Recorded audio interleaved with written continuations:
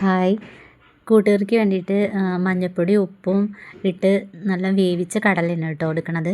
പിന്നെ കായ, ചേന, പിന്നെ ഒരു കഷ്ണം കുമ്പളങ്ങയുടെ കഷ്ണമുണ്ട്. ഇങ്ങനെ കഷ്ണങ്ങളെല്ലാം ഒരേ രീതിയിൽ നുറുക്കിയെടുക്കണം കേട്ടോ.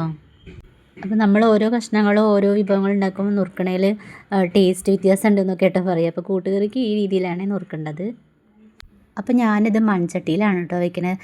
നിങ്ങളുടെ കയ്യിൽ ചട്ടി ഉണ്ടെങ്കിൽ ഇങ്ങനെ വെക്കുകയാണ് കേട്ടോ നല്ലത്. അപ്പോൾ അതിലേക്ക് 1/2 ടീസ്പൂൺ മഞ്ഞൾപ്പൊടി, പിന്നെ 1/2 ടീസ്പൂൺ മുളക് പൊടി, നല്ല എരിവുള്ളതാണ് കേട്ടോ, അപ്പോൾ അത് മതി. പിന്നെ കുറച്ച് ഉപ്പും ചേർത്ത് അടുപ്പത്ത് വെക്കുക കേട്ടോ. എന്നിട്ട് കുറേ വെള്ളമൊന്നും ചേർക്കണ്ട, അപ്പോൾ പിന്നെ വെള്ളം വറ്റാൻ ബുദ്ധിമുട്ടാവും. എന്നിട്ട് അടച്ച് വെച്ച് വേവിക്കണേ. അപ്പോൾ ഇത് വേവുന്ന സമയത്ത് നമുക്ക് നാളികേരം അരച്ചെടുക്കാം. ഞാൻ ഒരു മുറി നാളികേരമാണ് കേട്ടോ എടുത്തിരിക്കുന്നത്. പിന്നെ കുറച്ച് ജീരകവും ചേർക്കാം. എന്നിട്ട് നല്ല രീതിയിൽ അരച്ചെടുക്കുക. ഇനി നമുക്ക് കഷ്ണങ്ങളൊക്കെ വെന്തോന്ന് നോക്കാം കേട്ടോ. അപ്പോൾ ഇളക്കി നോക്കുമ്പോൾ ഇതാ ചെറുതായിട്ട് വെന്ത് വന്നിട്ടുണ്ട്. നല്ലോണം വേവാവണ്ട, അത്യാവശ്യം വെന്തിട്ടുണ്ട്. പിന്നെ ഇളക്കുമ്പോൾ ശ്രദ്ധിക്കണം കേട്ടോ, ചട്ടി കൊണ്ടേ ഇടയ്ക്ക് ഇളക്കി നോക്കണം, അല്ലെങ്കിൽ അത് അടി പിടിക്കുകയും ചെയ്യും വെള്ളം ഇല്ലെങ്കിൽ. അപ്പോൾ വെള്ളം ഉണ്ടോ എന്നൊക്കെ നോക്കുക. പിന്നെ ഇതാ കടല നമുക്കതിലേക്ക് ചേർക്കാം കേട്ടോ.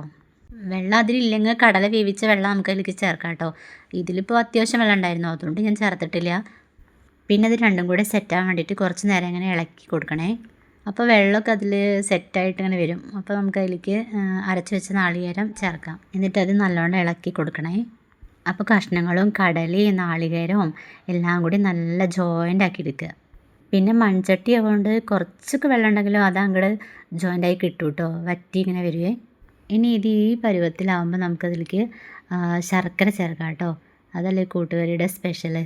ഞാനിവിടെ അധികമൊന്നും ചേർക്കണില്ല കേട്ടോ, എനിക്ക് അങ്ങനെ മധുരം അങ്ങനെ ഇഷ്ടമില്ല. അപ്പോൾ വലിയ ശർക്കരയായിരുന്നു, അപ്പോൾ അതിൻ്റെ ഒരു 3/4 ഭാഗം എടുത്തിട്ടുണ്ട്. അത്യാവശ്യം മധുരം ഉണ്ടായിരുന്നു കേട്ടോ. ഇത് ഉണ്ണിക്കുട്ടൻ വീഡിയോ എടുത്തപ്പോൾ അങ്ങനെ ആയിപ്പോയതാണ് കേട്ടോ.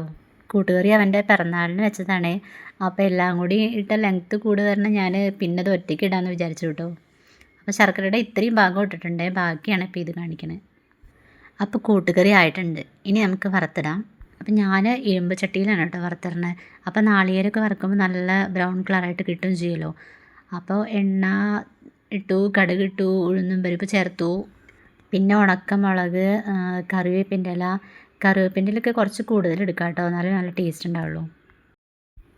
ഇനി ഇതൊക്കെ നല്ലവണ്ണം ഇളക്കി കൊടുത്ത് നല്ല മൂത്ത് വരട്ടെ. അപ്പോൾ നമുക്കിനി ഇതിലേക്ക് നാളികേരം നല്ല വറുത്തെടുക്കാം കേട്ടോ. നാളികേരം ഞാൻ അരമുറിയാണ് അരയ്ക്ക് എടുത്തിട്ടുള്ളൂ. പക്ഷേ ഒരു നാളികേരം നമുക്ക് വറുത്തെടുക്കാൻ ഉപയോഗിക്കാം. കൂടുതൽ നാളികേരം എടുത്താൽ അത്രയും ടേസ്റ്റ് കൂടും കേട്ടോ. ഇനി കുറച്ച് കൂടുതൽ പണിയുണ്ട് കേട്ടോ. ഇനി ഇത് നല്ല രീതിയിൽ നല്ല ബ്രൗൺ കളർ ആവണ വരെ നമുക്ക് നല്ലോണമായിട്ട് ഇളക്കി കൊടുത്ത് റെഡിയാക്കി എടുക്കണ്ടേ. ഇത് തീ നല്ല കൂട്ടി കൊടുത്ത് അങ്ങനെ ഇളക്കി പെട്ടെന്ന് കരിയാനുള്ള ചാൻസ് ഉണ്ടാവരുത്. ചെറിയൊരു തീയിൽ അത്യാവശ്യം നല്ല രീതിയിൽ മീഡിയം ഫ്ലെയിമിൽ ഗ്യാസിലാണെങ്കിൽ, ഇവിടെ ഇപ്പോൾ ഞാൻ അടുപ്പത്ത് വയ്ക്കൊണ്ട് അങ്ങനെ തീയില്ല, കനൽ മാത്രമേ ഉള്ളൂ കേട്ടോ. അതിൽ നല്ല രീതിയിൽ കുറേ നേരം നമുക്ക് നല്ല വറുത്തെടുക്കാം. ഇനി ഏകദേശം ദാവാറാകുമ്പോഴാണ് നമ്മൾ കുരുമുളക് പൊടി ചേർക്കണം കേട്ടോ. പിന്നെ കുറച്ച് നേരം കൂടി ഇളക്കി കൊടുക്കുക. ഇനി ഇത് ചൂടോടെ നമുക്ക് കൂട്ടുകറിയിലേക്ക് ഇട്ട് കൊടുക്കാം കേട്ടോ.